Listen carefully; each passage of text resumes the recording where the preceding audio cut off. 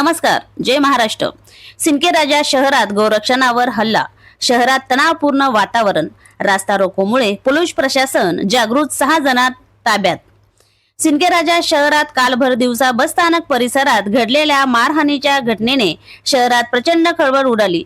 गो सन्मान आव्हान अभियान अंतर्गत राजस्थान येथून आलेले गोरक्षक महाराज देऊळगावराजाकडून सिंदखेड राजाकडे येत असताना संशयास्पद वाहनाबाबत विचारणा केल्याच्या कारणावरून काही जणांनी वाद निर्माण झाला। हा वाद वाढताच हिंसक जमावाने थेट बसस्टँड चौकात परिसरात गोरक्षकांना काठ्या लाठ्याने आणि दंड्याने बेदम मारहाण केल्याचा आरोप करण्यात येत आहे।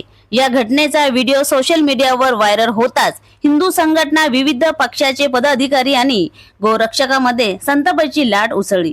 आरोपींना तत्काळ अटक करा, गोरक्षणावर हल्ला करणाऱ्यावर कठोर गुन्हे दाखल करा, तसेच शहरातील मुख्य प्रवेशद्वार व बसस्थानक परिसरातील अधिकृत मटणाची दुकाने हटवा, या मागण्यासाठी शेकडो कार्यकर्त्यांनी पोलीस ठाण्यात धाव घेतली।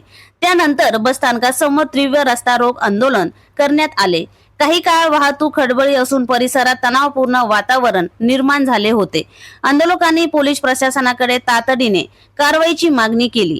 दरम्यान या प्रकरणातील 8 जणांपैकी 6 जणांना पोलिसांनी अटक केल्याची प्राथमिक माहिती मिळत आहे। उर्वरित आरोपींनाही लवकरच अटक करून कडक कारवाई केली जाईल, अशी माहिती पोलीस प्रशासनाकडून देण्यात आली आहे। आता या प्रकरणात पोलीस पुढे किती कठोर पावले उचलतात याकडे संपूर्ण सिंदखेड राजासह जिल्ह्याचे लक्ष लागले आहेत।